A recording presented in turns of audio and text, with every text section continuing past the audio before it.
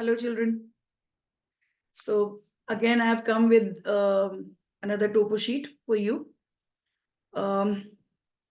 इससे पहले वाले वीडियो में बच्चों मैंने आपको ये बताया था कि टोपो शीट स्पेशली हमारे जो आईसीएसई सिलेबस है इसमें 2 टोपो शीट्स स्पेशली अभी यूज होते हैं for practice also and in exams also the same topo sheets will be coming. और उसका नंबर है आप देख सकते हो G43S7 और G43S10। ओके, ये टोपो शीट्स बेसिकली हमको यहाँ पर प्रैक्टिस करना है आईसीएसई सिलेबस में। अच्छा, इसमें से बच्चों बड़े से टोपो शीट जो मैंने पहले वाले वीडियो में भी आपको ये चीज बताया था कि बड़े टोपो शीट्स हैं जिनका नंबर है G43S7 और G43S10। उनमें से एक छोटा पार्ट जो है वो हमें इस तरह से मिलता है एग्जाम में भी, राइट। बोर्ड एग्जाम में भी आपको इसी टाइप से एक छोटा सा पार्ट मिलेगा and along with all the symbols given below that, just like that you will find in your book also, right। आप बुक के पीछे आप देखोगे सैंपल मैप्स दिए रहते हैं, राइट। उनमें आप देखोगे ये this is one of the maps which is given in your book. तो इससे एक बार हम प्रैक्टिस कर लेते हैं कि मैक्सिमम क्या क्या क्वेश्चंस इससे आ सकते हैं, राइट। और बच्चों एक बार आप जब प्रैक्टिस कर लोगे तो अपने आप से आप कोई भी टोपो शीट आपके सामने आएगा आप कॉन्फिडेंटली उसको आप सॉल्व कर सकते हो, ठीक है। So let's without doing any let let's start with it. And first of all सबसे पहली चीज आपको इसमें कवर करनी है 4 figure, right. 4 figure grid reference कैसे हम इसमें मेंशन करेंगे। सपोज सबसे पहले किस रेफरेंस में ये दिया जाता है। सपोज हमको कोई एक एरिया दिखाना है, ठीक है। कोई एक सेटलमेंट है, उसको हमें लोकेट करना है कि वो सेटलमेंट कौन से ग्रिड स्क्वायर में है। तो उसके लिए हम 4 फिगर ग्रिड रेफरेंस देते हैं, ठीक है। सेटलमेंट मींस एक एरिया कवर करेगा वो, right. It's not one point, okay. तो इसलिए उसको हमेशा हम 4 फिगर से ही शो करते हैं, मतलब एक स्क्वायर का लोकेशन हम देते हैं कि इस पर्टिकुलर स्क्वायर में, ग्रिड स्क्वायर में वो प्रेजेंट है, ठीक है। I am giving you one example, like यहां पर आप देख सकते हो बच्चों ये, यस, दिस इज चोडुंगरी, क्लियर। चोडुंगरी जो है ये नदन पार्ट, ये जो मैप है 7 नंबर मैप, इसमें ऊपर वाले पोर्शन में in the northern part you will find Chodungri, एक छोटा सा सेटलमेंट है, ठीक है। ये 2 पार्ट्स में है, राइट। एक थोड़ा सा यहाँ इधर है और थोड़ा सा नीचे की तरफ इधर बढ़ा हुआ है। बट अगर आप देखोगे ये एक ग्रिड स्क्वायर में है, राइट।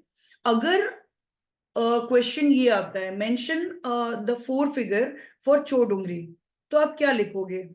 बहुत से बच्चे कंफ्यूजन में इसमें क्या आंसर करते हैं कि जहां पर चोडुंगरी लिखा हुआ है वो वाला ग्रिड रेफरेंस वो दे देते हैं। मतलब इसमें 2-8 आया, पहले मैंने आपको ये चीज क्लियर किया हुआ है, हमेशा ईस्टिंग्स हम पहले मेंशन करते हैं और नॉर्दिंग्स बाद में मेंशन करते हैं। और उसके लिए बेस्ट तरीका भी मैंने आपको बताया था इससे पहले वीडियो में कि हमेशा जब भी आपको 4 फिगर देना है तो आप एल मार्क करोगे, ठीक है, कैपिटल एल।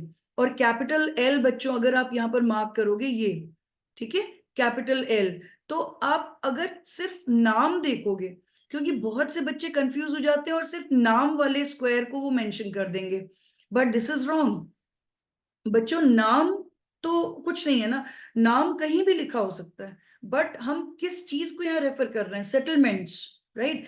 जो परमानेंट हट्स हैं, परमानेंट हट्स या टेम्परेरी हट्स जो भी हैं, तो वो हमें यहाँ पर रेफर करना है कि वो कौन से ग्रिड स्क्वायर में, तो वो आपको ये वाला देना पड़ेगा, ठीक है, not that one in which the name is given, clear. ये चीज आपको बहुत ज्यादा ध्यान रखना है क्योंकि इसमें अक्सर बच्चे ये मिस्टेक करते हैं, ठीक है। तो इसमें आप बेसिकली आप क्या 4 फिगर दोगे चोडुंगरी के लिए, this is 2-7, as I told you the method, right. 2-7 and northing हो जाएगा आपका 9-8, ठीक है। मतलब ये वाला स्क्वायर आप इसमें रेफर कर रहे हो। I hope this is clear to you now, yes. तो ये हो गया हमारा 4 फिगर ग्रिड रेफरेंस। आप देख सकते हो 4 फिगर ग्रिड रेफरेंस में हम बड़े से एरिया को शो कर रहे हैं, मतलब एक पूरे स्क्वायर को, राइट। 1x1 किलो, मतलब आप इसका जो एरिया देखोगे 1 स्क्वायर किलोमीटर, उस पूरे को हम यहाँ पर रेफर कर रहे हैं, ठीक है। अब देखो नेक्स्ट है एक और हम प्रैक्टिस इसमें करते हैं 4 फिगर के लिए। सपोज मैंने आपको दिया एक एक 4 फिगर, आप जरा बताइए जिसमें आप यहां पर देख सकते हो एक कवर्ड टैंक है, right? Kheda, yes, Kheda is a settlement given in extreme south, okay, south western part of the same map. और ये खेड़ा जो है, खेड़ा, राइट, खेड़ा का जो कवर्ड टैंक है, ठीक है, कवर्ड टैंक बच्चों एक जगह पर होगा, राइट? इसके लिए हम 6 फिगर दे सकते हैं, बट इसमें क्या पूछा है? mention 4 figure grid reference for Kheda, right? तो खेड़ा के लिए आप कौन सा कौन सा 4 फिगर दोगे आप? ये जहां पर खेड़ा प्रेजेंट है, ठीक है। और अगर इसके सेटलमेंट, अगर इसके परमानेंट हट्स थोड़े ऊपर की तरफ भी हैं या कोई दूसरे स्क्वायर में भी जा रहे हैं, तो आप दोनों स्क्वायर मेंशन करोगे। मतलब जहां भी जो हट्स प्रेजेंट है, हट्स मतलब परमानेंट हट, इट मे बी टेम्पररी हट ऑल्सो, लेकिन जहां भी वो प्रेजेंट होंगे, जितने स्क्वायर्स को कवर कर रहे होंगे, उन सभी स्क्वायर्स का आपको यहाँ पर रेफरेंस देना है। Okay, this is clear to you? Now let's talk about 6 figure grid reference. अब इस शीट में अगर हम देखें 6 फिगर ग्रिड रेफरेंस, आप कैसे निकालोगे ये चीज पहले ही हम डिस्कस कर चुके हैं, बट यहां पर एक बार और हम प्रैक्टिस करते हैं, ठीक है। अब इसमें आप 6 फिगर, सपोज मैंने आपको दिया कि ये एक Manwada, yes, Manwada is settlement given over here, right? इसके पास में एक ये टेम्पल देख सकते हो आप, इसके just below Manwada where it is written, there is a small temple given over here, right? इसका अगर ये क्वेश्चन आ गया, give a 6 figure grid reference of this, आप क्या दोगे इसमें? और एक चीज और बच्चों, जब भी हम कोई बिल्डिंग का 6 फिगर देते हैं, तो ये आपको हमेशा याद रखना है कि बिल्डिंग का अपर पार्ट हम नहीं लेते हैं, ठीक है, हमेशा उसका बेस लेते हैं, राइट? क्योंकि कई बार क्या होता है बच्चों, कभी एग्जाम में इस टाइप के क्वेश्चंस आ सकते हैं जहां पर कोई टेम्पल सपोज ऐसे ऐसा लोकेटेड है कि वो एक एक ग्रिड स्क्वायर में उसका बेस है और दूसरे ग्रिड स्क्वायर में उसका अपर पार्ट शो कर रहा है, राइट? तो वहां पर बच्चे कंफ्यूज हो जाते हैं, and nothing is there to get confused.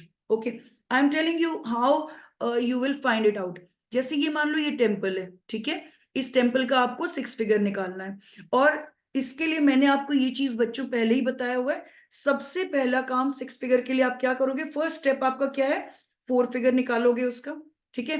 तो इस टेम्पल का 4 फिगर हम निकालेंगे तो क्या होगा? 30, राइट? 30 हमारा ईस्टिंग हो गया इसमें, और नॉर्दिंग क्या है यहाँ पर? 96, ठीक है। 3096 जो है हमारा ये 4 फिगर हो गया इस वाले स्क्वायर का। अब इसमें हमको जब 6 फिगर के लिए नोट करना है, तो हम कैसे करेंगे? 30 डैश एंड 96 डैश, ठीक है। 30 उसके बाद थर्ड डिजिट, और 96 उसके बाद थर्ड डिजिट। क्लियर? अब देखो, अब हम डिवाइड करेंगे। डिवाइड कैसे करेंगे? जब भी देखो बच्चों, ये चीज मैंने बहुत अच्छे से पहले क्लियर भी किया हुआ है, बट हाँ, ये चीज आप समझ लो इसको कैसे करना है। एक साइड जो है ग्रिड स्क्वायर का, ये कितना है? This is 2 centimetres, right? और दूसरी साइड भी आपको 2 सेंटीमीटर्स मिलेगा, और इसको हमने क्या करना है? हम इसको 10 पार्ट्स में डिवाइड करेंगे। तो अगर हम 2 सेंटीमीटर्स को 10 पार्ट्स में डिवाइड कर रहे हैं, तो कितना, एक डिवीजन कितना होगा? एक डिवीजन जो है वो होगा equals to 2 millimetres. Yes, I hope this much is very clear to you. तो इस वजह से जब हम इसको मेजर करेंगे 6 फिगर के लिए, थर्ड डिजिट हमको निकालना है यहाँ पे बच्चों, ठीक है। तो अब देखो, सबसे पहले ईस्टिंग का हमने लिया 30 के बाद थर्ड डिजिट क्या होगा? यहां हम 0 रखेंगे स्केल का, ठीक है। 30 वाली लाइन जो है ग्रिड लाइन, इस पर हम स्केल का 0 रखेंगे, और वही स्केल हम यहां ऐसे ले जाएंगे, ठीक है। स्केल को यहां से लेकर के और यहां तक जब हम चेक करेंगे, तो यहां उसका जो जो टेम्पल का बेस है, उसका सेंटर, राइट, उसका सेंटर जो है वो हम उस पे स्केल पे देखेंगे कितना आ रहा है, क्योंकि ये पूरा डिस्टेंस 2 सेंटीमीटर होगा। तो ये almost suppose it is coming 1.6 या 1.7, 1.8, राइट, सेंटीमीटर्स। या मिलीमीटर्स में आप कन्वर्ट करो 18 मिलीमीटर्स, ठीक है, या 16 मिलीमीटर्स। अगर 16 मिलीमीटर्स आ रहा है तो आप डिवाइड करोगे 2 से। रीजन, क्योंकि 1 डिवीजन जो है वो 2 मिलीमीटर्स का है, ठीक है। तो आप इसको जब डिवाइड करोगे 16 divide by 2, what you are getting 8, right. अगर 17 आ रहा है, डिवाइड बाई 2 करोगे, व्हाट यू विल गेट 8.5, ठीक है। उस केस में 8.5 जब होगा बच्चों, तो that will be taken as round off value उसका जब हम लेंगे तो इट विल बी 9, ठीक है। और अगर ये 16 आ रहा है तो that's going to be 8। Clear. तो ये 8 जो है ये कहां हमको लिखना है, थर्ड डिजिट जो हमने स्पेस छोड़ा था बच्चों, 30 के बाद में हमने स्पेस छोड़ा था थर्ड डिजिट के लिए, वहां पर आप लिखोगे 8। Clear. I hope this is clear to you. Now northing, northing हमने देखा ये कौन सी लाइन है, 96, ठीक है, 96 वाला नॉर्दिंग है। 96 से ऊपर हमको ये पॉइंट लेना है ना, ये टेम्पल। अब आप यहां से स्केल वर्टिकल लोगे ऐसे, ठीक है। और सेंटीमीटर वाला side, keep this in mind very very clearly, centimetre वाले साइड से आपको मेजर करना है, okay. And keeping zero here, zero इस लाइन पर होगा, 96 जो ग्रिड लाइन है इस पर आपका जीरो हुआ, ठीक है। वर्टिकल आप स्केल ऐसे रखोगे, ठीक है। इट्स 2 सेंटीमीटर जो है ये यहाँ कंप्लीट होगा, ये नेक्स्ट वाली लाइन जो है ग्रिड लाइन, ठीक है। बट उससे थोड़ा पहले है ये टेम्पल, ठीक है। तो ये मतलब मान लो ये 20 मिलीमीटर्स की जगह 19 मिलीमीटर्स आ रहा है, राइट, या 18 मिलीमीटर्स आ रहा है। तो 18 millimetres divide by 2, 18 millimetres divide by 2 कितना आएगा, 9। तो वो 9 डिजिट जो है that will be the third digit after 96, ठीक है। 96 के बाद थर्ड डिजिट आपका आपको वो लिखना है 9, ठीक है। अगर कभी कभी ऐसा होता है बच्चों, जैसे मान लो ये टेम्पल जो है इस लाइन पर है, ठीक है। तो ये लाइन अगर कोई भी ऐसा कोई पॉइंट है जो एक मतलब ग्रिड लाइन के ऊपर है, तो उसका थर्ड डिजिट क्या होगा, वो 0 ही होगा, ठीक है। जैसे मैं एक एग्जांपल आपको दे रही हूँ इसमें, let's see we are getting anything. कोई भी ऐसा पॉइंट है, मान लो ये यही टेम्पल का मैं एग्जांपल दे रही हूँ, ये टेम्पल यहाँ इस स्क्वायर में होने की जगह इस लाइन पर है, ठीक है, ग्रिड लाइन पर है। तो उस केस में हम क्या करेंगे, उस केस में ये स्क्वायर का हमको नहीं रेफरेंस देना है, ठीक है। उस केस में वर्टिकल लाइन क्या होगी, वर्टिकल जो ईस्टिंग जो होगी वही सेम होगी 30, ठीक है। और उसके आगे डिवीजन जो है वही होगा, राइट, डिवीजन मान लो 7 8 जो भी आ रहा है। लेकिन जो नॉर्दिंग होगा, नॉर्दिंग लाइन जो है जिस लाइन के ऊपर वो है, सपोज 97 नॉर्दिंग पर अगर है वो टेम्पल का बेस, तो 97 लिखोगे और थर्ड डिजिट क्या लिखोगे, उस केस में 0 हो जाएगा। क्योंकि बच्चों ये चीज याद रखना, हमेशा काउंटिंग जो है स्टार्ट होता है इस नंबर से ऊपर की तरफ, ठीक है। तो इस नंबर पर तो 0 हुआ ना, उसके बाद फिर होगा 1 2 3 4 5 6 7 8 9, and again 10th point will be 980, ठीक है। फिर 980 के बाद में 9 8 1 2 3 4 5 6 7 8 9, फिर 990। इस तरह से बच्चों आपको ये चीज ध्यान में रखना है, ठीक है। अगर वो ग्रिड लाइन के ऊपर है तो it's going to be the same number of the grid line and third digit will be 0। Okay, I hope this is now clear to you. Yes, अच्छा, ये हो गया हमारा 6 फिगर ग्रिड रेफरेंस, राइट। अब देखो बच्चों, इसके बाद नेक्स्ट आपको यहाँ पर क्या कवर करना है, suppose we are talking about direction, okay. अब डायरेक्शन में दो मेन चीजें आपको यहाँ चेक करनी है बच्चों। एक आता है direction of one place from the other, right, one place from the other, या one temple from any other temple। तो इस टाइप से अगर प्लेस का डायरेक्शन आपको निकालने को आया तो आपको ये ध्यान देना है from where it is given, right. From जहां भी होगा, जैसे मान लो मैं एक एग्जाम्पल के साथ आपको मैं ये एक्सप्लेन करती हूँ। जैसे कोई एक हमने यहाँ पर प्लेस ले लिया, ये नीलपुर, ठीक है। ये देखो ये यहाँ पर एक नीलपुर है, ठीक है, ये सेटलमेंट यहाँ पर दिया हुआ है। नीलपुर का डायरेक्शन आपको निकालना है from, this is, yes this is Baghol, okay. अब देखो, Neelpur is this settlement, clear. Question मान लो आपको ये एग्जाम में क्वेश्चन दे दिया है, what is the direction of Neelpur from Vaghol. तो आप जब भी ये याद रखना बच्चों, from where it is asked, right. जहां भी जो भी पॉइंट देते हैं फ्रॉम दिस पर्टिकुलर पॉइंट, वहां पर आप इमेजिन करोगे आपने आप वहां पर खड़े हो या अपना प्रोटेक्टर वहां पर आपने रखा, और वहां से आप चेक करोगे ऑलवेज 90 डिग्री, और just not, don't take that in degrees, upside always it will be north, ठीक है। Upside always it will be north, and below that just opposite will be south, ठीक है। और राइट साइड हमेशा जो है वो ईस्ट होता है, और लेफ्ट साइड जो होता है वो वेस्ट होता है, ठीक है। और अगर हम यहाँ पर खड़े हैं वगोल पर, और यहां से हमें चेक करना है कि नीलपुर कहाँ है, किस डायरेक्शन में, तो हम क्या चेक करेंगे, this is north, right, and towards our left this is waste.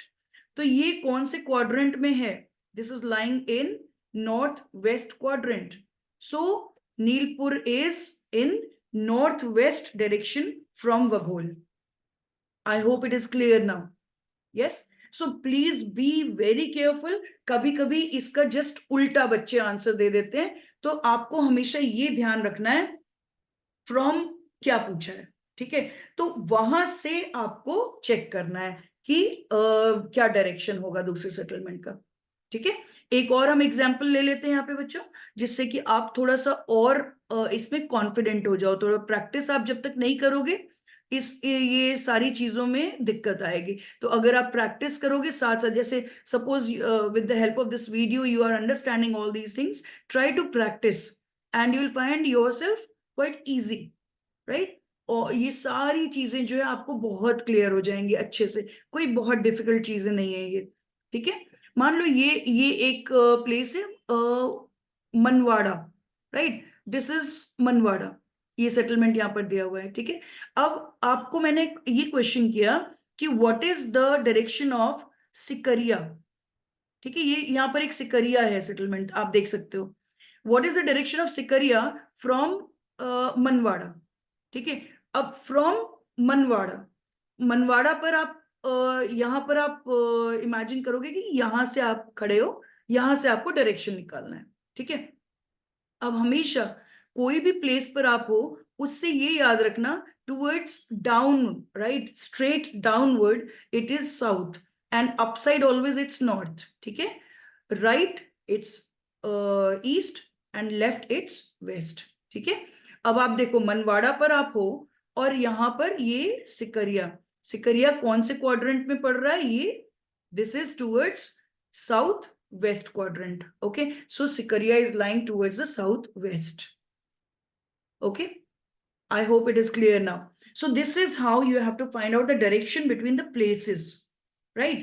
अब अगर आपको एक और टाइप का क्वेश्चन आता है अक्सर बच्चों कि what is the direction of river, right. अब कोई भी एक मेन रिवर का पूछ लेते हैं कि what is the direction of the this particular river, suppose अगर नाम दिया है तो नाम पूछेंगे, या नहीं तो अगर नाम नहीं दिया है तो पूछ like main river, main stream का पूछ लेंगे कि what is the direction of the main stream, right. अब अगर आपसे ये पूछते हैं कि what is the direction of Sarod नदी, आप देख सकते हो ये सरोद नदी यहाँ पर, ठीक है, और इसका डायरेक्शन आपको निकालना है। और डायरेक्शन निकालने के लिए बच्चों, रिवर का जब डायरेक्शन आप चेक करोगे तो उसके लिए तीन मेथड्स होते हैं, right. Number one method is कोई एरो उसमें दिया है कि नहीं, पहली चीज आप चेक करोगे, ठीक है।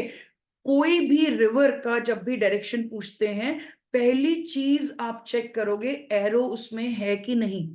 अगर एरो है, well and good, you can give the direction, it will be very clear कि डायरेक्शन जो एरो पॉइंट आउट कर रहा है that is the direction of the river. और वही चीज आप एविडेंस में भी दे सकते हैं, क्योंकि अक्सर जब डायरेक्शन पूछते हैं तो उसके साथ में ये क्वेश्चन भी होता है कि give evidences in support of your answer. तो उस केस में आप एरो हमेशा फर्स्ट पॉइंट अपना दोगे कि arrow is there which indicates the direction of the flow of river, ठीक है।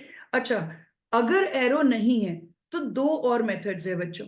उस केस में आप क्या करोगे, देखो सरोद नदी पर मैं आपको बता रही हूं, ये सरोद नदी है, ठीक है। सरोद नदी को भी बहुत से छोटे छोटे स्ट्रीम्स ज्वाइन कर रहे हैं, आप देख सकते हो छोटी छोटी ट्रिब्यूटरीज जो है ज्वाइन कर रही हैं इस रिवर को, राइट। और ये ट्रिब्यूटरीज जो ज्वाइन कर रही हैं, what they are forming, what angle they are forming always an acute angle and which points towards the flow of the river, right। कोई भी स्ट्रीम का अगर आपको डायरेक्शन निकालना है तो उसको जो ट्रिब्यूटरीज ज्वाइन कर रही हैं और वो ट्रिब्यूटरीज एक एक्यूट एंगल फॉर्म करती हैं, राइट। एक्यूट एंगल जो भी फॉर्म कर रही हैं ट्रिब्यूटरीज, ये सब हमेशा उस डायरेक्शन को पॉइंट करती हैं where the main stream is flowing. Okay, तो ये आपका सेकेंड मेथड हो गया to find out the direction, right. ये आप देख सकते हो ये छोटे छोटे स्ट्रीम्स जो है ये ऐसे फ्लो कर रहे हैं, right, and they are forming the acute angle. और ये एक्यूट एंगल जो बन रहा है बच्चों, ये कहां पॉइंट कर रहा है, it's all pointing towards the flow of the river, right. तो आप डायरेक्शन ये समझ गए कि रिवर जो है इधर से इधर की तरफ फ्लो कर रही है, क्लियर।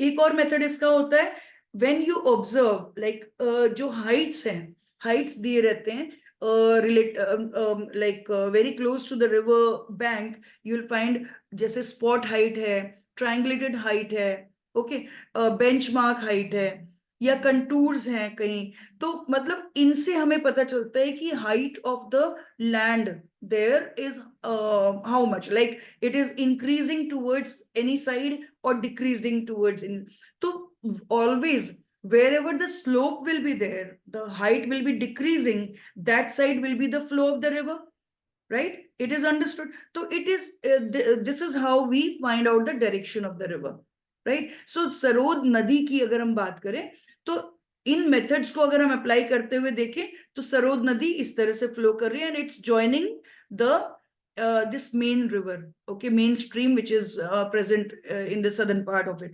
right। तो ये सरोद नदी कैसे फ्लो कर रही है, इट्स एक्चुअली कमिंग फ्रॉम, इसका डायरेक्शन क्या है, ऐसे आ रही है, right, that means it's coming from north east and it's moving towards south and joining the main stream, ठीक है। ये हो गया सरोद नदी का डायरेक्शन। अब हम अगर इस रिवर का डायरेक्शन हमको चेक करना है, ये मेन स्ट्रीम जो है, इसका नाम कहीं नहीं दिया है बट यस, अगर मेन स्ट्रीम ऐसे दिया कि इस स्ट्रीम का आपको डायरेक्शन निकालना है, तो आप डायरेक्शन कैसे चेक कर सकते हो कि whether it is moving from east to west और वेस्ट टू ईस्ट, ये आप कैसे बता सकते हो। उसके लिए फिर से वही टेक्निक यूज करना है बच्चों, क्योंकि यहाँ पर कहीं आप एरो नहीं देख रहे हो, ठीक है। यहाँ पर आप जो है ट्रिब्यूटरीज चेक करोगे और डिक्रीजिंग हाइट्स चेक करोगे, डिक्रीजिंग अल्टीट्यूड्स चेक करोगे, ठीक है। और जब ये चीजें चेक करोगे तो अपने आप से क्लियर हो जाएगा कि उसकी ट्रिब्यूटरीज किस तरफ एक्यूट एंगल फॉर्म कर रहे हैं। आप देख सकते हो ये इस पोर्शन में भी ये सारी नदियां जो है ऐसे ज्वाइन कर रहे हैं, राइट। ये अरादो नदी और ये सारे जो स्मॉल स्ट्रीम्स हैं, they are pointing towards this side, एक एक्यूट एंगल फॉर्म कर रहे हैं and they are always pointing towards this side. Same way आप यहाँ भी स्ट्रीम्स देख सकते हो, छोटे छोटे स्ट्रीम्स यहाँ पर ज्वाइन कर रही हैं इस मेन स्ट्रीम को, राइट, और ये सब जो है इस ओर पॉइंट कर रहे हैं, that means towards the west. Even Sarod नदी जो ऐसे आ रही है बच्चों, ये ऐसे आकर के ऐसे कहीं ना कहीं मिल रही है आगे जो भी, लेकिन इसका भी कहीं ना कहीं जो एंगल जो फॉर्म कर रही है वो भी किस तरफ पॉइंट कर रहा है, टुवर्ड्स द वेस्ट। तो इट्स वेरी वेरी क्लियर कि इसका डायरेक्शन कहां से कहां है, to from east towards west. Then this is how you have to find out the direction of river. अब देखो जब डायरेक्शन ऑफ रिवर निकल गया तो इसके अकॉर्डिंग ईस्ट और west like sorry left and right bank आपको बताना है। अब उसमें हम ये इमेजिन करते हैं कि we are facing the same direction of that of the river, right. Suppose ये रिवर फ्लो कर रही है ईस्ट टू वेस्ट, तो हम वेस्ट साइड में फेस करके ऐसे खड़े हो जाएंगे, ठीक है। We just imagine that way. और जो हमारा राइट साइड होगा that will be the right bank of the river, और जो हमारा लेफ्ट साइड होगा that will be the left bank of the river, got it. और इस तरह से लेफ्ट और राइट बैंक हम निकालते हैं। अब इसमें हमें करना क्या है, अब देखो बच्चों इसमें स्पेशली एक चीज आपको याद रखना है, लेफ्ट और राइट बैंक से रिलेटेड क्वेश्चंस किस टाइप के आते हैं, what is the occupation of the people on the left bank of the river, on the right bank of the river. या ये पूछ सकते हैं mention one settlement on the right bank या on the left bank of the river. तो उस case में आप अगर एक बार आपको ये क्लियर है कि राइट बैंक कौन सा है, लेफ्ट बैंक कौन सा है, ठीक है. सपोज यहाँ पर मैंने क्वेश्चन दिया आपको कि mention one settlement two on the left bank of the river of the main stream.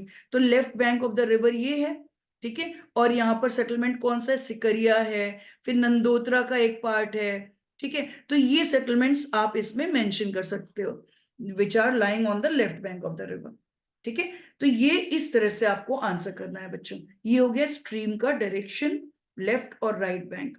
एक और चीज इससे रिलेटेड होता है, फीचर्स पूछते हैं स्ट्रीम्स में, राइट. स्ट्रीम्स के कुछ फीचर्स कभी कभी पूछते हैं. तो उसमें आपको ये जानना जरूरी है, यहां पर जो भी स्ट्रीम्स आपको दिख रहे हैं, these all are seasonal streams. Seasonal streams, right. How do you know that? क्योंकि यहाँ पर फुल ब्लू कलर्ड स्ट्रीम्स नहीं दिख रहे हैं आपको बच्चों, ठीक है. कोई भी, जैसे यहां पर आप देख रहे हो ये मेन स्ट्रीम जो है, it has got a blue line crossing through this part, right? A thin blue line is crossing, but rest of the stream, rest of the portion of its bed is just dotted. This indicates very clearly, it is visible that it is a seasonal stream and which has got that blue line, you know. blue line क्या indicate करता है बच्चों? जो seasonal stream, कभी कभी आपने notice भी किया होगा, seasonal streams ऐसे कहीं जाते हुए कभी क्रॉस किया होगा ऐसी जगह से जहां पर रिवर का पूरा कोर्स है, राइट. पूरा एक पैसेज पूरा बना हुआ है, ओके. बट उसमें जस्ट फ्लो ऑफ वाटर जो है, पतला सा फ्लो ऐसे है, it's not covering the entire area, okay. तो उसको हम बोलते हैं perennial flow of water channel, okay. वो पतला सा जो फ्लो उसमें कंटिन्यू करता है उसको हम बोलते हैं पेरिनियल फ्लो. और जब उसी स्ट्रीम में during rainy season when water is there, right, too much of water is there in that, it flows properly, it covers the entire portion, okay. तो उसको बोलते हैं सीजनल स्ट्रीम. यहां पर आप देख सकते हो there is a narrow, like a thin line, blue line is there. This indicates a perennial flow of water channel, number one. Number two, यहां पर आप देख सकते हो स्ट्रीम के बीच में, यहाँ पर बच्चों यहाँ ये एक आइलैंड टाइप फॉर्मेशन है, राइट. यहाँ भी है और यहाँ भी है. तो ये इसको बोलते हैं riverine islands, right. these are because these are in river, so these are called riverine islands, okay. तो ये एक और इसका फीचर हो गया. कहीं कहीं पे आप देखोगे रिवर्स कहीं बहुत ज्यादा कर्व्ड ऐसे मूव करे, just like serpentine movement is there, और उसको हम बोलते हैं मिएंडरिंग, ओके. लाइक इसमें तो नहीं, मेन स्ट्रीम में नहीं आपको दिखेगा. हाँ, सरोद नदी वाला ये जो पोर्शन है इसमें आप देख सकते हो, ठीक है. इस पे बेस्ड क्वेश्चन आ सकता है कि व्हाट फीचर ऑफ सरोद नदी can be seen here. This is actually meandering, okay. जब भी सर्पेंटाइन मूवमेंट होता है स्ट्रीम का, जस्ट लाइक जैसे सांप ऐसे मूव करता है, उस टाइप का मूवमेंट जब होता है उसको हम बोलते हैं मिएंडर बना रहा है वो, ठीक है. स्ट्रीम जो है इट्स मिएंडरिंग, क्लियर. अच्छा, इसके बाद नेक्स्ट है बच्चों, ये तो हो गया स्ट्रीम की बात, राइट. अच्छा, drainage pattern again related with the streams, clear. Drainage pattern होते हैं, नंबर वन ऑलरेडी हम पहले डिस्कस कर चुके हैं ये चीजें.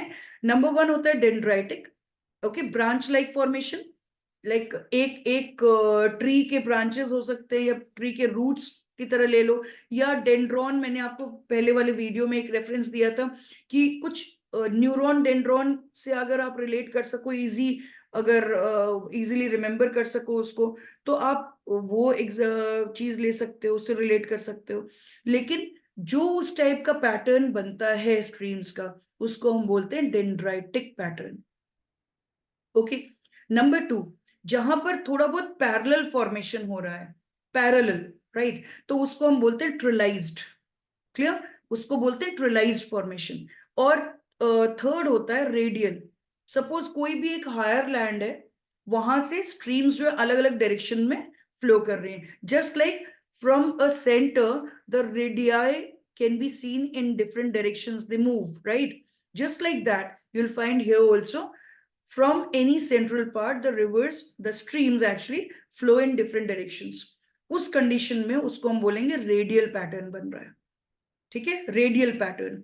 और एक और होता है, कभी कभी आप देखोगे स्ट्रीम्स जब फ्लो कर रहे हैं at the and they just get disappear in between, like dash dash dash ऐसे करके वो कंटिन्यू करता हुआ दिखाते हैं इसमें। तो it is what it may be like, ऐसा हो सकता है कि वो कहीं सैंडी एरिया से क्रॉस कर रही है, राइट तो वहां पर वो इनविजिबल हो जाती है थोड़ी देर, फिर again when it Rocky surface comes in its way, again it comes on the surface, इस तरह से हो सकता है। या certain cases like you will find when it is crossing through any limestone area, just I'm giving you one example, limestone area से अगर वो क्रॉस कर रहा है, like any river is flowing through that area, तो वहां पर आप देखोगे limestone is actually soluble in water, right? limestone बहुत easily dissolve हो जाता है, तो वहां से अगर रिवर फ्लो कर रही है तो रिवर क्या जब फ्लो करते हुए उस एरिया से वो पूरी तरह से लाइमस्टोन डिसॉल्व करते हुए वो अंडरग्राउंड चली जाती है, ठीक है। Again where underground it's flowing and where it gets any other hard rock, again it gets some way to come on the surface, तो वहां पर थोड़ी देर के लिए वो रिवर इनविजिबल हो जाती है, again it comes on the surface, it is visible to us, right. तो उस केस में आप देखोगे डैश डैश डैश जो होता है that is actually disappearing stream. Okay, ये हो गए हमारे ड्रेनेज पैटर्न्स। तो इसमें जरा सा हम एक बार एग्जाम्पल देखें, कोई अगर आप चेक कर सको कि कौन से टाइप के ड्रेनेज पैटर्न्स यहाँ बन रहे हैं। Suppose I am giving you one question, like in grid square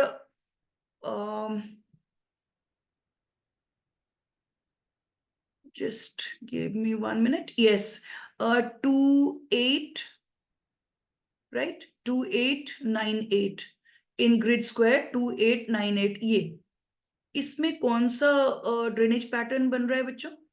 this is simply yes dendritic, because एक स्ट्रीम दिख रही है आपको, उसमें ब्रांचेस दिख रहे हैं, राइट। ब्रांचेस एक्चुअली ये these are the small tributaries of it, okay. तो ये हो गया आपका डेंड्राइटिक। इसी तरह से यहां पर आप देख सकते हो, यहाँ पर कुछ पैरेलल फॉर्मेशन दिख रहा है, राइट। यहाँ पर एक स्ट्रीम है, इसमें कुछ पैरेलल ऐसे रिवर्स ज्वाइन कर रही हैं इसको, they can not be exactly parallel, but yes to some extent these are forming parallel flow, right. तो यहाँ पर आप देख सकते हो ये ट्रिलाइज्ड भी है और यहाँ ब्रांच लाइक फॉर्मेशन भी है, ब्रांच टाइप का ये बन रहा है, राइट। तो यहाँ पर ट्रिलाइज्ड और डेंड्राइटिक दोनों आप मेंशन करोगे, ठीक है। कहीं पर रेडियल देखते हैं, यहाँ पर कहीं अगर रेडियल का एग्जाम्पल आपको दिखता है तो इस तरह से बच्चों आपको बहुत ही माइन्यूटली ऑब्जर्व करना है, और जब भी किसी ग्रिड स्क्वायर में पूछते हैं बस उसी ग्रिड स्क्वायर का आपको चेक करना है, उसके आगे पीछे नहीं चेक करना है, just with in that square what type of drainage pattern is being formed, बस वो चीज आपको मेंशन करना है, बस that will be your answer, right. अच्छा, let's talk about the next thing. Next is settlement pattern. Okay, direction हमने कर लिया, नाउ सेटलमेंट पैटर्न। इसी तरह से सेटलमेंट के भी जो जैसा शेप बनता है, जैसा पैटर्न बनता है, उसके according we call it as like nucleated और स्कैटर्ड सेटलमेंट पैटर्न हो जाता है, राइट। या कभी कभी along a road, right, on road side जब सेटलमेंट्स ग्रो कर जाते हैं, ओके, तो उसको हम बोलते हैं लीनियर पैटर्न, क्योंकि वो एक लाइन को फॉलो करता है, okay. Same way a linear pattern you will find in like along any river bank, along the coast, right, along the coastline you will find the linear pattern can develop. तो इस तरह से बच्चों जब एक line को follow करते हुए जब कोई सेटलमेंट ग्रो करता है तो उसको हम बोलते हैं लीनियर सेटलमेंट पैटर्न, ठीक है। और अगर वो जैसे एक जगह पे बहुत सारे परमानेंट या temporary huts what ever it can B, but जब एक जगह पे बहुत ज्यादा क्लोज है तो उसको हम बोलते हैं कॉम्पैक्ट, कॉम्पैक्ट होता है, या एक और वर्ड इसके लिए होता है न्यूक्लिएटेड सेटलमेंट पैटर्न। ओके, या और एक वर्ड हम इसको देते हैं, दैट इज कॉल्ड एग्लोमरेटेड। ठीक है, तो ये it can be compact, it can be nucleated, it can be agglomerated. तो वो एक सेटलमेंट पैटर्न हो गया। वही चीज अगर काफी दूर दूर है, suppose all the permanent huts या टेम्परेरी हट्स जो हैं दूर दूर हैं, तो उसको हम बोलते हैं, yes, that is called scattered settlement pattern. Scattered, या उसको एक और वर्ड हम देते हैं डिस्पर्स्ड। ठीक है, तो ये सेटलमेंट पैटर्न तब कहा जाता है। ओके, और रेडियल भी कहीं कहीं किसी केस में आप देखोगे, जब एक एक ऐसी जगह जहां से, जैसे चौराहा टाइप का जो होता है, चौक वगैरह जो होता है, वहां से रोड्स जो अलग अलग डायरेक्शंस में निकलते हैं और उसके बीच में सेटलमेंट्स ग्रो कर जाते हैं, तो वहां पर आपको कुछ उस टाइप का फॉर्मेशन दिखेगा, जैसे radial, right, from a centre the radii are actually going in different directions, तो उसको हम बोलते हैं रेडियल पैटर्न, राइट। तो अब यहां पर देखो, अब यहां कुछ सेटलमेंट्स आपके सामने हैं, ठीक है। इन जनरल यहां पर आप देखोगे सेटलमेंट पैटर्न, देखो दो टाइप के क्वेश्चंस आ सकते हैं बच्चों। एक तो कोई भी एक सेटलमेंट का पूछ सकते हैं कि what is the settlement pattern of this particular settlement, कोई एक किसी का नाम दे दिया किसी जगह का, ठीक है, या किसी ग्रिड स्क्वायर में पूछ लिया कि इस ग्रिड स्क्वायर में सेटलमेंट पैटर्न क्या है। ओके, और एक और तरीका ये होता है कि जैसे settlement pattern in general found in the entire area covered by the map. तो अगर इन जनरल आपसे पूछेंगे, तो इस पूरे मैप में, ये जो टोपो शीट हमारे सामने है, इस पूरे एरिया में जनरल पैटर्न जो है वो न्यूक्लिएटेड है। ठीक है, इन जनरल सारे सेटलमेंट्स एक न्यूक्लिएटेड फॉर्म में आपको मिलेंगे, लेकिन अब इंडिविजुअल एक एक सेटलमेंट्स को जब आप लोगे, तो it can be nucleated, it can B scattered, it can be linear, right. तो अब देखो, अब एक एक करके जरा सा हम चेक करें। ये है ऊपर यहां पर आप देखोगे in the north Ratanpur, Ratanpur is nucleated, right. This is again Dhanawada, nucleated settlement, clear. ये सारे सेटलमेंट बच्चों सब जो है न्यूक्लिएटेड है, क्लियर। अच्छा, अगर yes, I have got one question here. In grid square 2998, right? This is the square, clear? यहां पर आप देख सकते हो, there is no name given over here, right? But यहां पर आप देख सकते हो red line से just outlines are given. Okay, यहां पर कोई सेटलमेंट बहुत बड़ा नहीं नजर आ रहा है, बट yes, रेड ब्लॉक्स हैं, लेकिन ये फिल्ड नहीं है बच्चों। See, this is something important. This is actually indicating what? All these are the temporary huts. Okay, when these are filled with red color, that is called permanent hut. When it is just outline, that is called temporary hut. ठीक है, they may give you such a question. दो grid squares दे दिए, उनमें comparison देंगे, right? How the settlement in this grid square is different from the other. तो वहां पर हो सकता है permanent huts हो, और यहाँ पर टेम्परेरी हट्स हैं। Got it. तो इस तरह से बच्चों सेटलमेंट पैटर्न को आपको समझना पड़ेगा, ठीक है।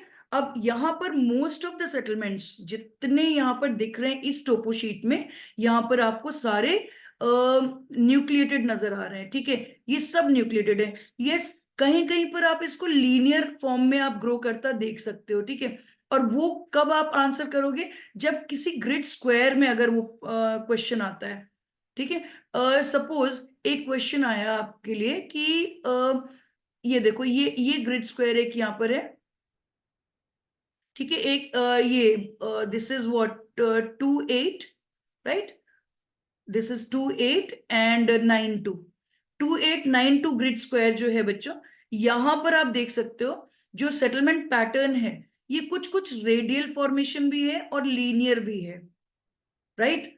तो लीनियर लीनियर कैसे हो रहा है, क्योंकि रोड के along you can see, road के साथ साथ ये पूरा ग्रो किया हुआ है, ठीक है। तो ये एक लीनियर का भी एग्जाम्पल हो सकता है, यहां पर ये रेडियल का भी एग्जाम्पल हो सकता है, ठीक है, क्योंकि आप रोड्स के साथ में आप देख सकते हो पूरा सेटलमेंट ग्रो किया हुआ है, और ये न्यूक्लिएटेड भी है, ठीक है, ये न्यूक्लिएटेड भी है क्योंकि वो एक जगह पर है, राइट। तो ये इस तरह से आपको समझना पड़ेगा। ठीक है, तो सेटलमेंट्स आपको क्लियर हो गया। अच्छा, इससे रिलेटेड एक और क्वेश्चन अक्सर देते हैं कि which is the most important settlement, तो उसमें फर्स्ट क्राइटेरिया आपको क्या लेना है, area wise. Okay, area wise which is the most important settlement which is covering the maximum area. यहां पर देखो इस पूरे टोपो शीट में आपको इन टोटल, देखो ये रिवर के ये जो स्ट्रीम है इसके नदन साइड भी आपको दांतीवाड़ा दिखेगा, और ये सदर्न पार्ट में भी आपको दांतीवाड़ा दिख रहा है। ठीक है, यहां भी देखो दांतीवाड़ा ये पूरा यहाँ पर फैला हुआ है। तो मतलब ये पूरा जो एरिया है यहाँ पर Dantiwada is the most important settlement, right. अब उसके रीजंस पूछते हैं, give evidences in support of it. तो एरिया वाइज आपने दे दिया, number one is the area, right, it is covering maximum area as compare to any other settlement which can be seen in this topo sheet. ठीक है, number one. Number two आप दोगे, Dantewada is actually a settlement which is getting maximum facilities, right? It is well connected with the other settlements by metal roads, right? It is like national highways, state highways, district roads. All these are actually connecting this settlement. So this can be another point, right? फिर आप next point आप दे सकते हो बच्चों यहाँ पर, it is actually getting a power supply by the main power line. You can see here the symbol, right. आप यहाँ पर देखो ये सिंबल है, यहाँ पर लिखा रहता है हमेशा, जो ये सिंबल होगा इसके साथ देखो यहाँ पर देख सकते हो, this is given main power line. ठीक है, तो मेन पावर लाइन ये जो सिंबल है what does it indicate, it is actually providing high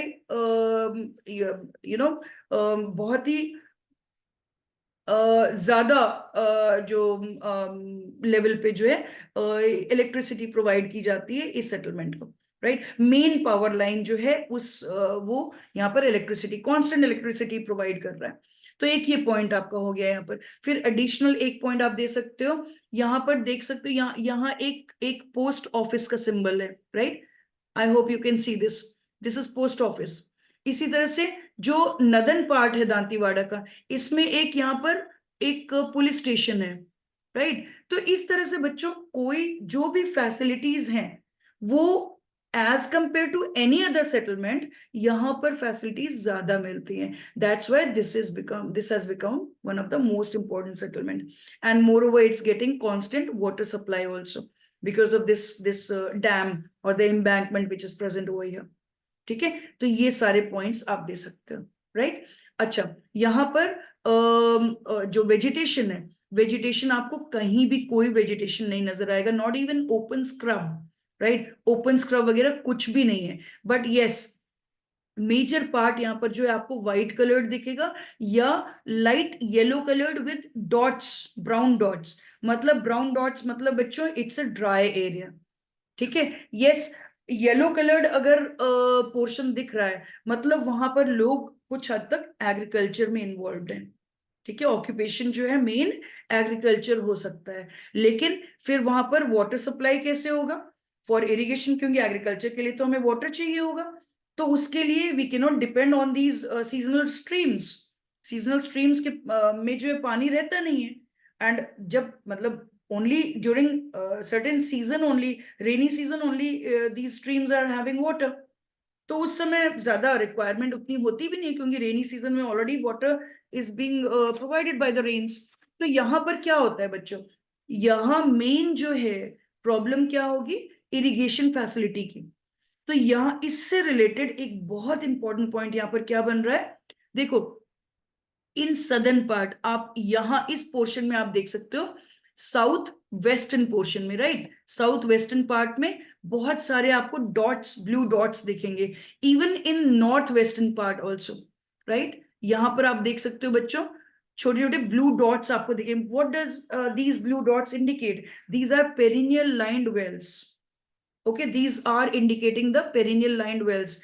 और ये किस लिए यहाँ पर ज्यादा आपको पेरिनियल लाइन वेल्स मिल रहे हैं, not for providing water for the domestic purpose.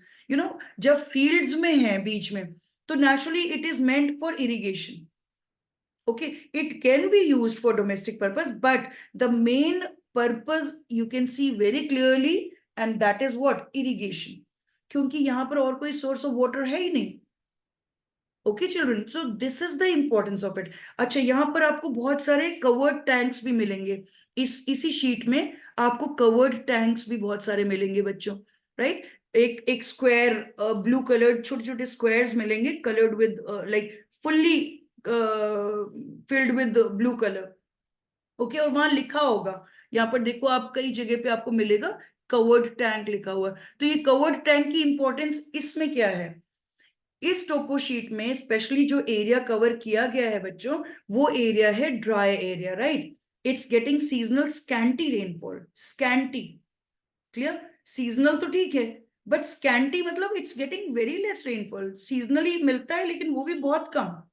तो उस चीज को और वो चीज कैसे हमें पता चल रहा है, क्योंकि इट्स अ सैंडी एरिया बच्चों, ठीक है। यहाँ पर आप देख सकते हो डॉटेड जो एरिया है पूरा, ब्राउन डॉट्स पूरा कवर्ड है यहाँ पर, राइट। छोटे छोटे डॉट्स आपको दिख रहे हैं, पूरा एरिया कवर्ड है। That means it's a sandy area. And moreover, you can see here in the southern part, southeastern part, you can see these are the sand dunes present over here. Again, this is an indicator, a strong indicator of seasonal scanty rainfall. Okay तो seasonal scanty rainfall के क्या indicators हैं हमको मिल रहे हैं। Number one is like ये जो sand dunes है, right. More over you can see broken grounds है यहाँ पर, राइट। फिर इसके बाद यहाँ पर कहीं कहीं पर आपको जो है वो दिखेंगे what is that called, causeway. Yes, now what is a causeway? Again, causeway is found in those areas where you will find the seasonal rainfall. And basically causeway वो होता है बच्चों जहां पर एक कोई path, right, कोई like it can be car track, it can be a road, metal road generally, तो वो seasonal stream के ऊपर से ऐसे बनाया जाता है, मतलब it's not a proper pull, not a proper bridge, okay, it's just a raised metal road which is crossing over a seasonal stream. It's a temporary structure. और बेसिकली बच्चों ये चीज क्यों, मतलब लोगों को वो स्ट्रीम क्रॉस करने के लिए ये प्रोवाइड किया जाता है, उसको हम बोलते हैं कॉजवे, ठीक है। तो कॉजवे भी एक इंडिकेटर है सीजनल रेनफॉल का, राइट। अच्छा, इसके बाद डिसअपियरिंग स्ट्रीम्स आप दे सकते हो। Disappearing streams are again to some extent you can say these are indicators of seasonal rainfall, seasonal scanty rainfall also, right। तो ये हो गया सीजनल रेनफॉल के इंडिकेटर्स। यहाँ क्या मिलेंगे, ब्रोकन ग्राउंड है, सीजनल स्ट्रीम्स हैं, सीजनल टैंक है, राइट। फिर कॉजवे आप दे सकते हो, राइट। ये सारे पॉइंट्स है बच्चों, ठीक है। कवर्ड टैंक की इंपॉर्टेंस यहाँ क्या है, कवर्ड टैंक होना मतलब इस एरिया में स्पेशली बच्चों ये ऐसा एरिया जो ड्राई है, ठीक है। तो यहाँ पर main agent of erosion is what, wind, ठीक है। और because wind when it blows it carries sand with it, तो it may cause the entire water, अगर वो कवर्ड नहीं होगा टैंक तो वो पूरा वाटर जो है contaminate, like it will get dirty and it will not be no more it can be used for any domestic purpose and all, or for irrigation also it needs to be kept safe, right। तो इस वजह से उसको cover करके रखा जाता है, यहाँ पर कवर्ड टैंक का होना ये चीज रिफ्लेक्ट करता है, okay. And covered tank generally have water, it's not only for irrigation or only for domestic purpose. That water, yes, basically it is done for the for future use, but most often you'll find in such areas which are where agriculture is being done and water availability is not much, right। तो उस case में बच्चों covered tank जो है काफी support करता है, ठीक है, डन। अच्छा, एक और चीज आप यहाँ पर देखोगे, यहाँ ये स्ट्रीम जो है, राइट, ये जो मेन स्ट्रीम है, how it is being harnessed, like how the water is being used for irrigation, what is the what symbol gives you the idea कि यहाँ पर ये स्ट्रीम का वाटर जो है हम यूज कर रहे हैं फॉर इरिगेशन पर्पज। देखो यहाँ पर एक बहुत स्ट्रॉन्ग एक एविडेंस आपको मिल रहा है, this is a dam, right, this is a yes एक डैम या एम्बैंकमेंट आप बोल सकते हो। This is basically masonry dam, red coloured masonry dam होता है, और अर्दन डैम ये होता है ब्लैक कलर्ड, राइट। तो ये डैम का होना मतलब it is actually providing water for irrigation and the nearby settlements are getting water by this, okay। एक number two is that एक आप देख सकते हो यहाँ से एक्वेडक्ट निकल रहा है, राइट? यहां से ऐसे ऐसे ये लाइन निकल रही है इधर से, this is a blue line, okay. और ब्लू लाइन के साथ साथ आप देख सकते हो एक्वेडक्ट कई जगह पे लिखा हुआ है, ठीक है। This is actually aqueduct. Aqueduct होता क्या है बच्चों? It is simply just you can imagine like a pipeline, okay, a pipe like structure which is actually taken out from a source of water, and it goes till any field, agricultural field, yeah, in some cases it provides water to a settlement which is far off from any source of water. तो वहां वहां जो water provide करने का जो काम है वो ये पाइपलाइन करता है, that is actually called aqueduct. Most often you'll find these are actually aqueducts are made a little higher than the ground. ठीक है, तो ये एक्वेडक्ट बेसिकली यहाँ पर एक और सोर्स ऑफ वाटर है. यहाँ बाई चांस अगर कोई क्वेश्चन अगर पूछ लेते हैं, इट मे कम, राइट? तो यहाँ पर साउथ वेस्टर्न पोर्शन में what are the main means of irrigation, right, for agriculture purpose. तो यहाँ पर आप दे सकते हो, एक तो वेल्स हो गए. अगर कवर्ड टैंक कहीं दिख रहा है तो for in certain cases covered tank can also be used for that, but that is not so practical, okay.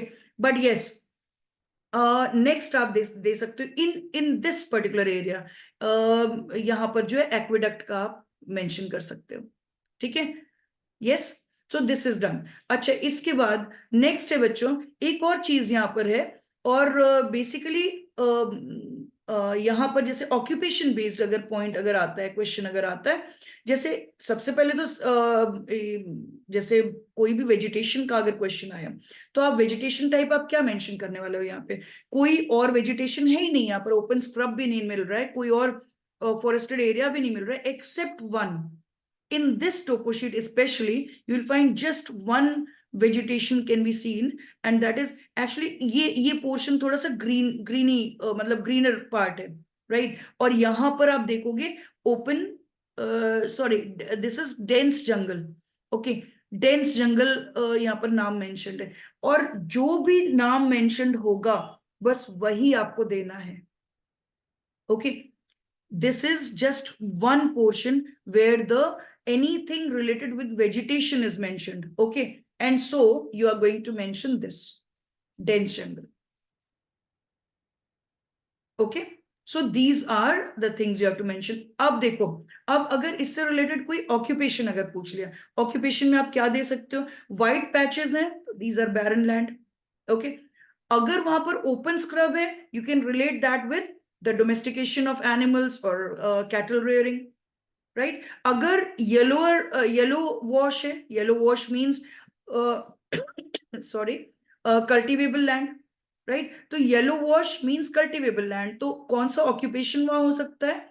Occupation based on cultivable land is basically agriculture, right? Farming, agriculture, cultivation, any term you can write there, right? So this is one occupation. अगर forestry होता, sorry the like green wash अगर होता, green coloured area अगर ज्यादा होता, तो वहां पर आप दे सकते थे forestry. Forestry can be just in a small part, it can be one occupation, okay.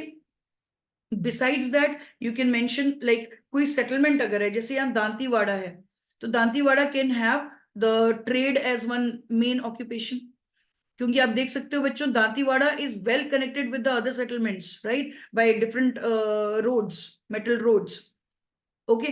तो ये हो गया trade can be one occupation. इसमें एक और टर्म मैंने पहले भी आपको बताया था, टर्शरी ऑक्यूपेशन आप मेंशन कर सकते हो.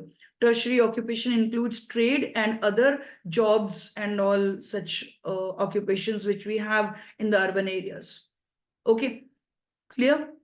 अच्छा, इसके बाद एक चीज और है बच्चों, यहाँ पर आप अगर आप ध्यान से देखो तो यहाँ कुछ एक रोड के साथ में यहाँ पर कुछ नंबर ऐसे लिखे हुए दिख रहे हैं, ठीक है, एंड इट्स इंक्रीजिंग और डिक्रीजिंग टूवर्ड्स वन साइड. तो ये क्या होते हैं? रोड के अलोंग अगर इस टाइप के नंबर अगर आपको लिखे दिख रहे हैं, ऑलमोस्ट एक जैसे एक नॉर्मल इंटरवल जो है नंबर्स के बीच का, राइट, डिस्टेंस जो है ऑलमोस्ट यूनिफॉर्म डिस्टेंस है, ओके, इक्वल ऑलमोस्ट डिस्टेंस है। तो मतलब ये है कि वो नंबर्स जो इंक्रीज या डिक्रीज कर रहे हैं एक साइड में, वो हैं, वो these numbers are indicating the distance stone. Okay, distance stone आपने नोटिस किया होगा वाइल ट्रैवलिंग बाय रोड, अक्सर जैसे रोड साइड में डिस्टेंस स्टोन बने रहते हैं, ठीक है। तो उसको वो चीज यहाँ पर ये इंडिकेट कर रहा है, ये नंबर्स जो उस चीज को शो कर रहे हैं, ठीक है। अच्छा, इसके बाद फिर नेक्स्ट है like what type of rainfall is received in this area. Rainfall is seasonal and scanty rainfall, ठीक है, क्लियर। और इससे रिलेटेड एक और क्वेश्चन है, लाइक वर्टिकल ब्लैक लाइन हमेशा longitude, horizontal black line latitude, clear. एक और चीज, अगर हमें डिस्टेंस मेजर करना है, लाइक चोडुंगरी हमने एक पॉइंट प्लेस ले लिया, ठीक है, रतनपुर एक प्लेस ले लिया, तो हमेशा कोई भी प्लेसेस जो भी सेटलमेंट्स हैं उनका जनरली हम सेंटर लेते हैं, ठीक है, सेंटर टू सेंटर स्केल लेकर के हमने मेजर किया, उसको हम कन्वर्ट कर देंगे। सपोज 5 सेंटीमीटर्स आ रहा है, डिवाइड कर दिया हमने 2 से, तो इट विल कम 2.5। 2.5 क्या हुआ? 2.5 किलोमीटर्स, ठीक है। कन्वर्ट करते टाइम हमेशा बच्चों 2 से आपको डिवाइड करना है, और what ever value it comes that will be in kilometres, ठीक है, clear, that will B kilometres. अब अगर बाय चांस अगर क्वेश्चन ये दिया हुआ है कि mention the distance in metres, then you are going to just convert the entire thing. Suppose 2.5 kilometre था, तो that will be 2500 meters. अगर क्वेश्चन ये दिया हुआ है mention the answer in metres and kilometres, तो आप उसमें दोगे 2 किलोमीटर्स एंड 500 meters. तो according to the question you are going to answer. Understood now? एक और चीज इसमें अक्सर पूछते हैं, एरिया, ठीक है, लाइक अच्छा, डिस्टेंस मेजरमेंट में एक और चीज बच्चों, डायरेक्ट डिस्टेंस और इनडायरेक्ट डिस्टेंस। डायरेक्ट डिस्टेंस आपको स्केल से सीधे मेजर करना है, इनडायरेक्ट डिस्टेंस आप थ्रेड की हेल्प से करोगे। थ्रेड आपको प्रोवाइड किया जाएगा during board exam also, you will be getting thread, ठीक है।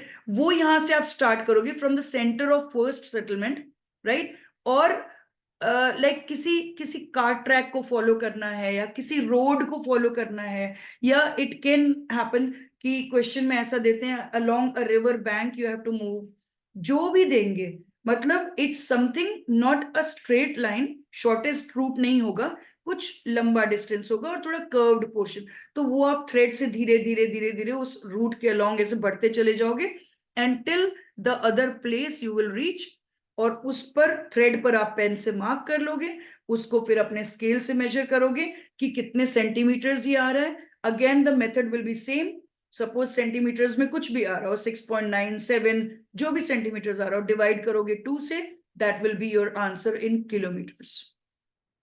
Okay, this is how you have to find out the distance. एक और चीज, एरिया अगर आपको कैलकुलेट करने को आता है, क्योंकि एरिया पे अक्सर क्वेश्चन देते हैं बच्चों, ठीक है, तो एरिया के केस में आप क्या करोगे? सपोज एरिया के लिए आपको क्वेश्चन इस टाइप से मिलेगा, व्हाट इज द एरिया, या calculate the area from easting 27 to 31, ठीक है, 27 to 31, तो 27 to 31 आप देखोगे कितने स्क्वायर्स आ रहे हैं, 1 2, this is 3 and this is 4, ठीक है, 4 स्क्वायर्स हो गए, 4 आपने नोट कर दिया, 27 to 31 4। अब आप देखो नॉर्दिंग मान लो आपको दिया हुआ है 95 से और 97, ठीक है, 95 से 97, मतलब कितने स्क्वायर्स आ रहे हैं, 1 and 2, ठीक है, 4 यहां पर थे और 2 यहां पर है। अब आप क्या करोगे, 4 into 2, राइट, मतलब यहां पर जो है बच्चों, यहां पर ये पूरे एरिया का आपको, ये पूरे स्क्वायर्स का आपको एरिया निकालना है, ठीक है। अब आपने 4 into 2 किया, how much you are getting, 8, right. अब आप लिखोगे 1 स्क्वायर, क्योंकि एक ग्रिड स्क्वायर का बच्चों एरिया है 1 स्क्वायर किलोमीटर, वही सेम चीज आप यहां पर लिखोगे कि एक 1 grid square has got an area of 1 square kilometre, okay, so 8 squares have got the area 8 into 1, that is 8 square kilometer. But that's all. And you will get your answer in that. Okay, done. तो इस तरह से बच्चों आपको पूरा टोपो sheet solve करना है. And कोई भी आपको इसमें प्रॉब्लम लग रही है, कहीं कोई ऐसी चीज नहीं है जो आप फेस नहीं कर सकते. बस have confidence, have faith in yourself. Okay. और जब आप इस चीज को थोड़ा प्रॉपरली जब फॉलो करोगे, थोड़ा प्रैक्टिस तो रिक्वायर्ड है बच्चों. बिना प्रैक्टिस के अगर आप चाहोगे कि मैं 100% स्कोर कर लूं, तो it's not possible. Okay. And specially topo sheet में तो बहुत जरूरी होती है प्रैक्टिस. थोड़ी आप प्रैक्टिस करो, ये वीडियोस देख करके आप उसको प्रॉपरली फॉलो करो. I am sure you are going to get very good result. Okay. And you are going to score 100% marks in topo sheets. Okay, right. हाँ, इसके लिए आपको थोड़ा कन्वेंशनल सिंबल्स भी थोड़ा फॉलो करना पड़ेगा, क्योंकि सिंबल्स पे भी क्वेश्चंस आते हैं बच्चों. ठीक है, सिंबल्स पे कभी कभी कोई क्वेश्चन आ जाता है, what does this symbol indicate. तो वो चीजें आपको क्लियर होनी चाहिए. ठीक है. बाकी जो चीजें हैं वो मैंने आपको बहुत अच्छे से यहाँ पर एक्सप्लेन किया है. एंड आई होप कि आप इसका बेनिफिट लोगे. ठीक है. Please go through the videos properly, try to understand each and everything. Okay. And once it is done, then practice it by yourself. ठीक है. और उसके बाद अगर आपको कहीं कुछ ऐसी चीज है जहां पर आपको कोई डाउट है, या you want to share anything, you can write, just mention that in your comment. You can give your idea. Okay. या आपका डाउट है, you can put your question also in that. ठीक है. आप जरूर कमेंट करना. और please share the link of this video with all your friends who are going to appear for the exam, board exams this time. Okay. So this is all with this video, children. So see you soon in the next video with some other topo sheet or the maps or some other topic. Okay. Till then, take care of yourself. Bye.